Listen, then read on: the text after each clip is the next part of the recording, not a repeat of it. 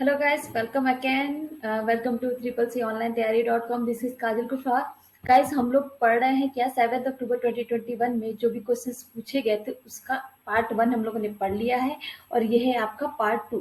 ठीक है guys, question number 1 to 20 हम लोग कर चुके हैं. यहाँ पे आपको 21 to 44 क्वेश्चन तक के सब मिलेंगे. ठीक है गाइस, सब्सक्राइब नहीं किया तो जल्दी सब्सक्राइब कर दो और नोटिफिकेशन के लिए बेल आइकन को दबाना बिल्कुल ना भूले. देखते हैं क्वेश्चन आज का. क्वेश्चन नंबर 21 क्या है? लिब्रे ऑफिस राइटर में डॉक्यूमेंट में सामान्यतः मार्जिन कितनी होती है? यानी what is the normal margin in LibreOffice Writer's document? Options are 5, 1, 1.5 and 2. Guys यहाँ पे लिब्रे ऑफिस का जो राइटर होता है उसमें जो आपकी मार्जिन होती है वो 1 की ही होती है. ठीक है, तो ये याद रखिएगा. Question number 22. भारत में रेलवे के तहत where was the first computerized reservation system established on the railways in India? तो सबसे पहला क्या हुआ? कंप्यूटरीकृत आरक्षण प्रणाली कहाँ स्थापित की गई? यानी कंप्यूटर के थ्रू यानी सिस्टम के थ्रू सबसे पहले रिजर्वेशन कहाँ स्टार्ट किया? ऑप्शंस आए दिल्ली, मुंबई, चेन्नई एंड कोलकाता. भाई सबसे पहले कब कहाँ स्टार्ट किया गया था? दिल्ली में. ठीक है, ऑप्शन. Question number 23. यूजर के डेटा पर निम्न में से कौन नजर रखता है? Who among the following keeps an eye on a user's data? Options are spyware, firmware, adware and none. ठीक है, तो गाइस तो मैं आपको बता दूं यूजर पे सबसे ज्यादा कौन नजर रखता है? स्पाईवेयर. ठीक है, मैंने इसके बारे में पूरा आपको बताया था. ठीक है, स्पाईवेयर कहता है is a kind of malware. ये एक तरह का मेलवेयर होता है. मेलवेयर क्या होता है? वो वायरस होता है. ठीक है, ये एक तरह का मेलवेयर होता है. ये क्या करता है? ये सीक्रेटली क्या करता है?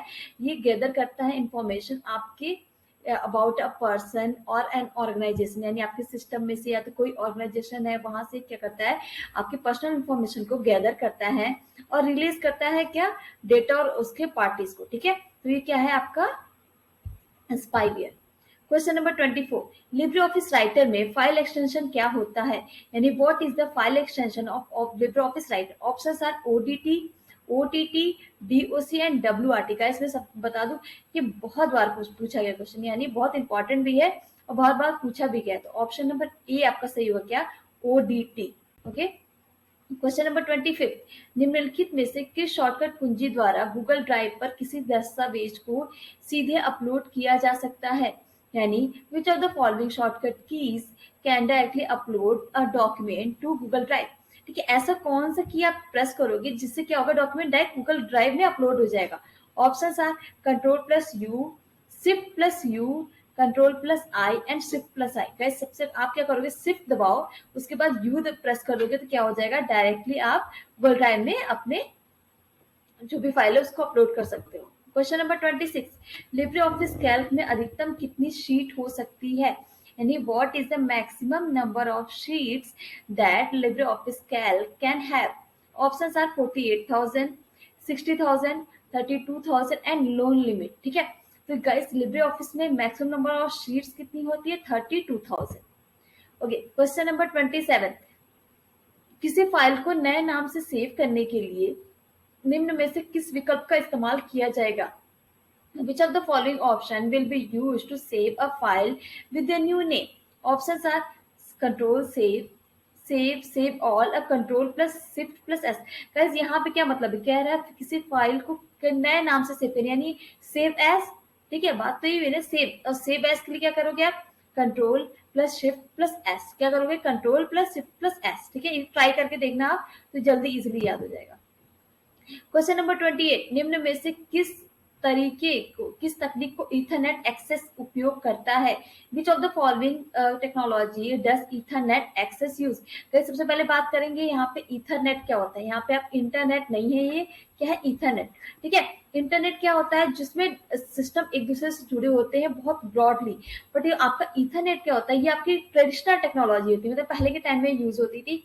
इसमें क्या होता था? यहाँ पे डिवाइस कनेक्टेड होते थे एक वायर्ड के थ्रू. ठीक है, और किसके थ्रू? लोकल एरिया नेटवर्क में, यानी लैन में. ठीक है, और या तो लैन में या तो ये वैन में भी कनेक्टेड हो सकते थे, बट बेसिकली इसका रेंज थोड़ा कम होता था. ठीक है, एंड ईथरनेट केबल जिसको कहता है फिजिकली कनेक्टेड होता था. ठीक है, और ये सेकंड है आपका CSMA CD. ठीक है। और सेकंड ऑप्शन है CSMA, CA, थर्ड है आपका CSMA एंड फोर्थ है नेट। ठीक है, अब यहाँ पे पूछा है पहले ये टेक्नोलॉजी जो इथरनेट है वो कौन सा यूज करता था, वो यूज करता है CSMA CD। इसका भी मैं फुल फॉर्म बता दे रही हूँ, मे बी आपके एग्जाम में भी कभी पूछा जा सकता है, अभी तक पूछा नहीं गया। पर क्या होता है, carrier sense multiple access, carrier sense multiple access. और ये पे क्या है, क्या वो क्या है आपका CD क्या है आपका कोलिजन डिटेक्शन, CA क्या कोलिजन अवॉइडेंस। ठीक है। Question number 28। ठीक है, 28 क्या कह रहा है, उमंग ऐप निम्न में से किसके द्वारा बनाया गया था। ठीक है, UMANG app is made by which of the following, option are matrix, NEGD, A और बी दोनों, या तो फिर लास्ट कह रहा है NPCI। ठीक है, अब गाइस देखिए उमंग ऐप किसके थ्रू बनाएंगे, मैं आपको बता दूं, MEITYX जो है इसका भी मैं फुल फॉर्म बता दूं, हो सकता है आपके एग्जाम में कभी पूछ ले, तो अगर आपके पास पेन हो तो आप इसको नोट डाउन कर लो। क्या है आपका, ministry of electronics and information technology. ये क्या आपका, ये किसे इसका किसका फुल फॉर्म है आपका, MEITY। ठीक है, आपके क्या मैथ ये आपका हो गया।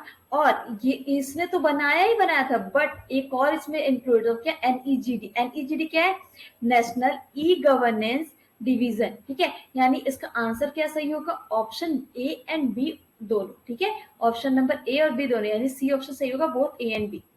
ओके, सिस्टम के ब्लैंक हो जाने पे OS स्वतः बूट नहीं होता, यानी the operating system when the system is blank doesn't boot automatically, options are shut down, reset, power on, restart। Guys देखिए आपका रीसेट होता है तो बूटिंग तो होगी, ठीक है, पावर ऑन होगा तो पावर ऑन के साथ ही बूटिंग स्टार्ट हो जाती है, रीस्टार्ट होगा तब भी, एक बार ऑफ हुआ पर ऑन होगा तो भी बूटिंग होगी। बट ये जो शट डाउन हो गया, सिस्टम शट डाउन हो गया तो बूटिंग की कोई रिक्वायरमेंट नहीं है, ऑप्शन नंबर ए सही होगा। Okay, question number 31। डेटा और पासवर्ड की सुरक्षा निम्न में से कौन करता है, which of the following protects data and passwords, options are encryption, authentication, authorization and non reproduction. ठीक है, अब यहाँ पे बात हो रही है सिक्योरिटी की। तो गाइस मैंने आपको कई बार बताया सिक्योरिटी के लिए हम क्या यूज करते हैं, क्रिप्टोग्राफिक टेक्निक। क्रिप्टोग्राफी में क्या करते हैं, जो भी डेटा उसको क्या करते हैं, इनक्रिप्ट कर देते हैं। ठीक है, इंक्रिप्शन कई तरीके का हो सकता है। मान लेते हैं आपको एक general example they, let's say मुझे कोई मैसेज भेजना है, ठीक है, मैंने एक इमेज ली, ठीक है, कोई भी इमेज ली, मैंने कोई एक इमेज ली, उसके पीछे देखिए इंक्रिप्शन में क्या करता है, उस इमेज के पीछे मैंने अपने मैसेज को लिखा, ये एक थोड़ा टेक्निकल टर्म है, इमेज के पीछे मैंने एक मैसेज को लिखा और उसको इनक्रिप्ट कर दिया, मतलब कोई अदर नहीं खोल सकता, और जो यूजर जाएगा, जो रिसीवर रहेगा उसके पास वो इमेज पहुंची। देखिए नॉर्मली तो वो एक इमेज दिख रही है, पर जो रिसीवर को पता है कि वो एक इनक्रिप्ट की हुई, तो वहां पे क्या करेगा, डिक्रिप्ट कर देगा, यानी इसको डिक्रिप्ट करने के बाद वो डेटा को पढ़ सकता है। तो यानी ऑप्शन आपका ए से हो गया, encryption. Question number 32।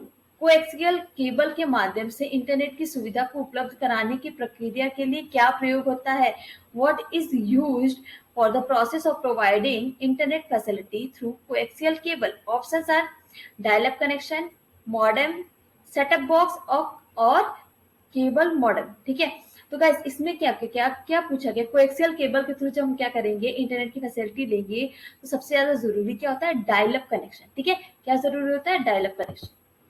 Okay, question number 33।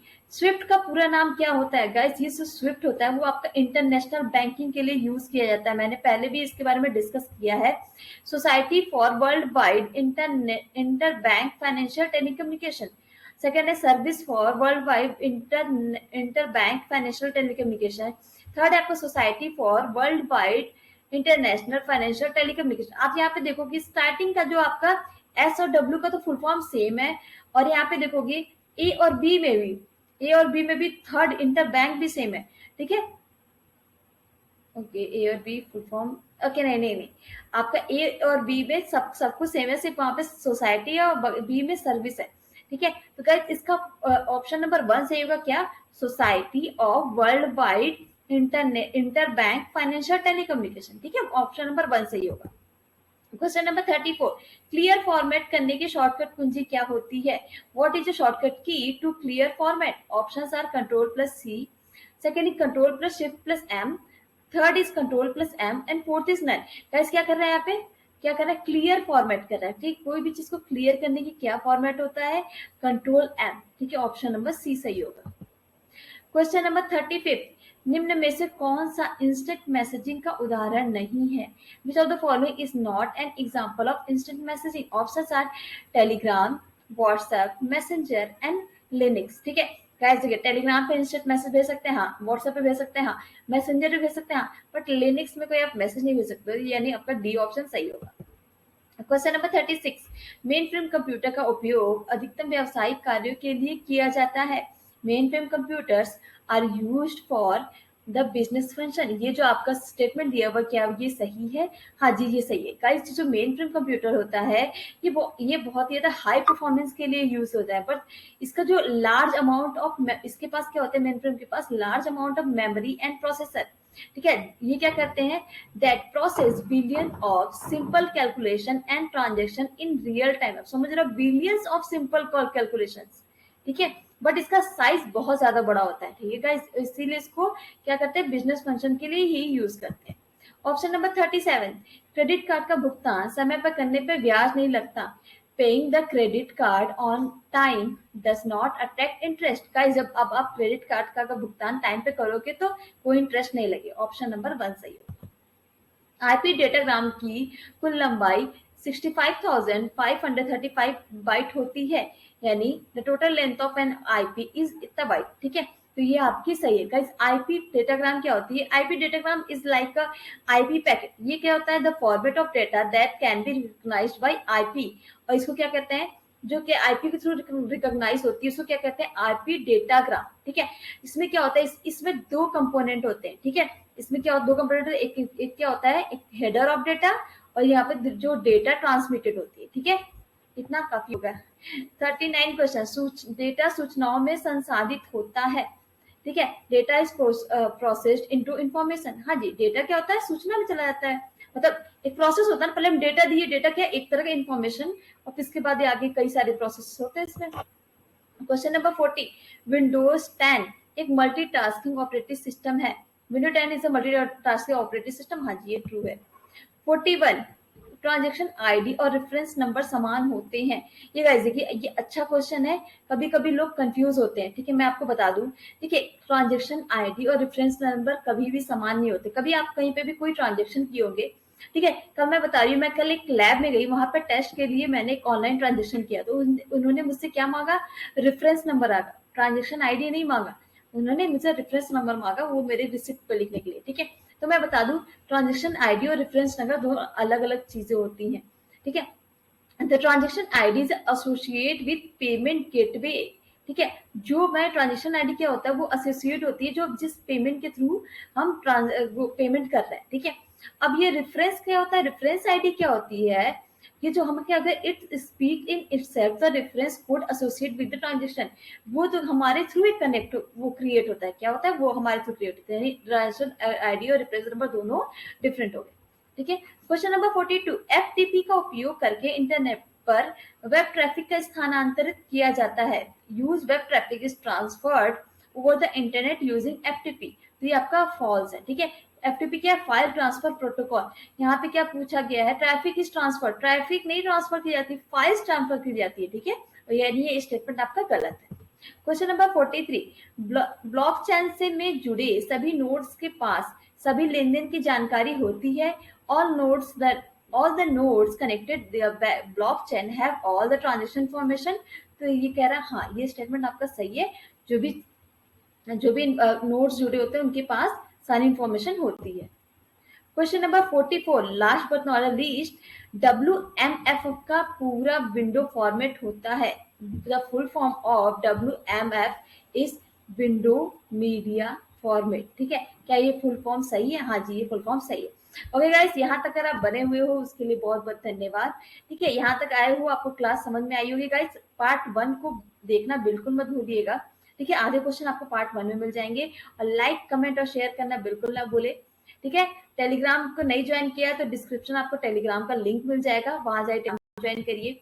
और सब्सक्राइब नहीं किया तो सब्सक्राइब करना बिल्कुल ना भूलें, और बेल आइकन को बिल्कुल जरूर दबाएं। Okay guys, thank you very much, see you in the next class.